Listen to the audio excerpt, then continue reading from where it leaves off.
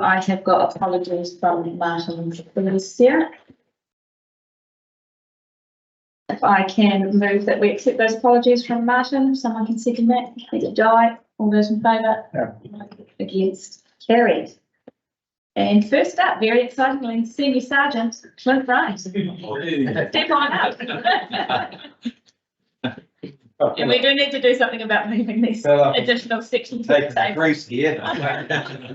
You can hear me quite clearly. Thanks for your time.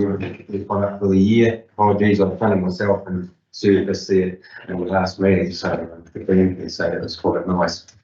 A few new faces around the table too, clearly from the Champion of the Wheelchair. Congratulations on the latest almost that taken the real forward. Just a bit of summary really of where we've been in the last few months. Over the Christmas New Year period, really quite good on the crime front or the demand front in Central Otago. Nothing more than what I would call as business as usual, apart from a couple of serious crashes that didn't need to occur, and those people will be fronting the court. Very, very lucky that anyone survived the crash, especially the one down, which is could have been and expected to be multiple fatalities, so they're really quite lucky there with the emergency service that turned up. Nothing too much more apart from that. In saying that, quite distressed around the damage getting done to the local toilets. I know there was a topical conversation through the council boards, and I guess more distressing was when I bumped into Brent walking when I was walking to work a few weeks ago, and he said that there'd been a number that I wasn't aware of. And what's happening is when you go through the 105 system sometimes, they will just file them with no further investigation, which is not desirable for the nearby areas because we have the time to look at the stuff and actually get the service that people deserve. So I assigned all those files to an investigator. Said that again overnight, so yeah, a little bit distressing about how we're going to move forward and find who's doing this to the community and the resources that are being provided. So we are looking into that. You know, we can say what would have been helpful. I'm sure we will talk about that at some stage, but we're going to have to figure out planning and making sure how we detail the costs that are coming up in this senseless damage and whatnot. So we are looking into that, so I'll advise you of that. But I am quite peeved about it. Currently we're just quite heavily focused around the motorbike movements. Obviously we've had the Vincent motorbike thing, which usually goes pretty well, and again it has.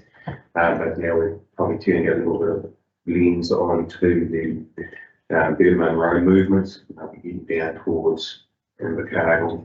No mention of what we probably deploy to, whether it be gang movements or anything like that. We get an intelligence to suggest that's happening at this stage or will happen, so that's quite nice.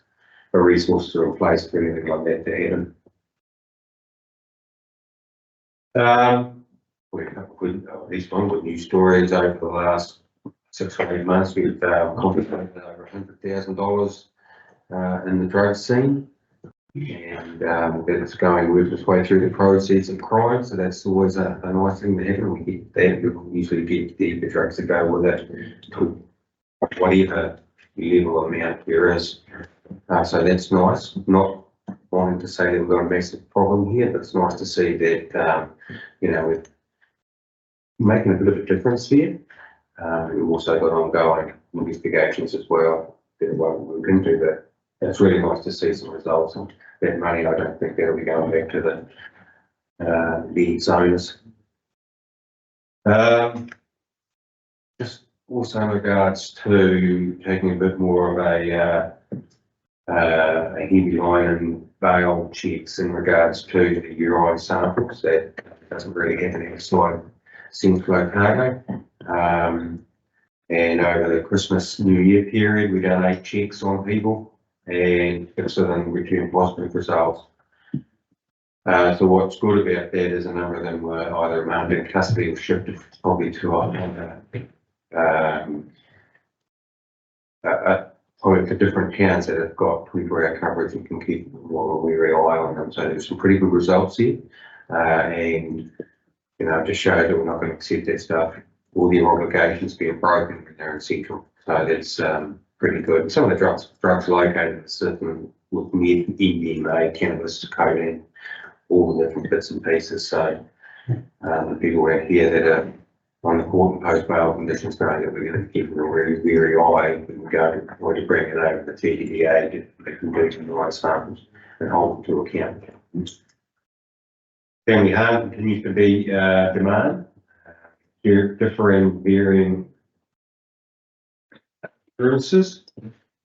Mental health is also quite a demand area, resource improvement as well. With, you know, what goes on in the community, whether it be how much their mortgages are going up very soon, change of that, and financials, bits and pieces. So that's quite a demand for us at the moment. Staffing, just want to touch on staffing. Yeah, we're going through another cycle. We go through these in these areas. Unfortunately, we staff come and go, whether it be to Australia, whether it be staff moving through on the cable. So we go through a cycle of recruitment there. And it's having a small impact in regard to me putting out my NCO and not the NCO, but the staffing in the rural capacity that I've been building over the last 6 or 8 months. So there'll be 2 people going to come there. And Sergeant Gary Gilson has been deployed to Vogel for a 12-month period, so quite exciting. He's representing New Zealand over there in an international deployment. Chuck, that we were able to provide him an opportunity to come compete for Otago and just over there and being senior advisor to the police force. So we're really quite chuffed with it. He's actually been helping out. So yes, a bit of a brief overview. Thank you very much. Has anybody got any questions for us, Senior? Yes. I'd just like to say thank you for the update, and on behalf of the VCB to your team, thank you for their hard work and dedication over Christmas, especially all those that had to sacrifice attending family events and birthdays and celebrations to be out there investigating things like vandalism in our public toilets, which is just not fair. And would like to find just a little detail, just a little facial thing so we can deal with that. Because, yeah, no, and hopefully there'll be some good results coming through on that in the interim. People will know who it is. Yeah, just they will talk, and we just need them to talk in the right direction. Wonderful. Thanks so much for your time. Thank you very much. Thank you. Thanks. Talking. We now move, please, to the confirmation of our minutes from our last meeting on the 23rd of January, which start on page 7. If someone is happy to move that those who see, thank you, Tracy, and seconded, thank you, Roger. All those in favour? Against? Carries. Declarations of interest are spelled out on page 13 that you have submitted to Sarah. Just a reminder, if there is any change to those, to please let Sarah know, and just to keep in mind any conflicts, perceived or otherwise, that may require you to keep aside. I've got an application and the council money for a renewal of the farm interest licence. Thank you very much, Tony. No mayor today, so we don't have a mayor's report from him. The chair's report is reasonably brief, given that we were here just a short time ago. In that time, I've attended a council meeting and a couple of other discussions, and that's about it, to be fair. So I'll move that very brief verbal report be received. So Jane will second that, thank you. All in favour? Against? Carried. And members' reports today, we might swap it around. Jaden, have you got anything in the last 10 days that you would like to add? So the one time we switched it around and I've got nothing really. I would say I'll be attending the Young Elected Members Zoom call tonight at 7 PM. And that's it from me. That's a from 2 days, 12 days, 15 days, whatever it was. Yeah. Really? The only thing that I've really been doing is the Home Care show, the Central Otago A&B show. So Once again, another little plug, please everyone come along and enjoy the day. Perfect. Thank you, Tracy. Guy. No, I'm fine, thanks. Cool. Roger. Oh, a few things, not very many. Attended a Central Otago District Arts Trust strategic planning session. Attended an Alexandra District Museum Board meeting around Creative Writers Circle session. Attended the opening of a display by the West Otago Art Group at Central Stories and discussed with Andy Davey of Winterstella the aspects of locating an observatory on the Half Mile Reserve. That's an ongoing. David will know something about that. That's my report. Thank you. Wonderful. Thank you very much, Roger. Can I have someone, thank you, Jane, will move those and Tracy will second that those be received, please. And all those in favour? Against? Carried. The next meeting is scheduled for the 19th of March.